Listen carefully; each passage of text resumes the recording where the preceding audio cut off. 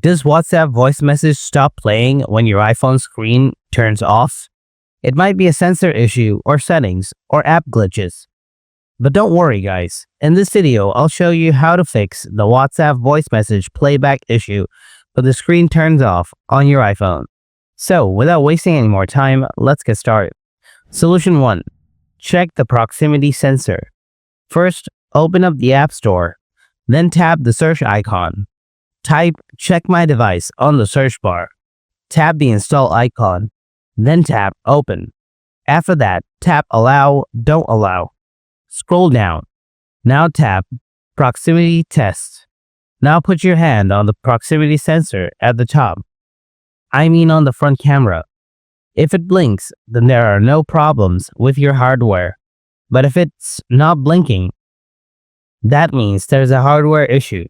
You may go to the customer care.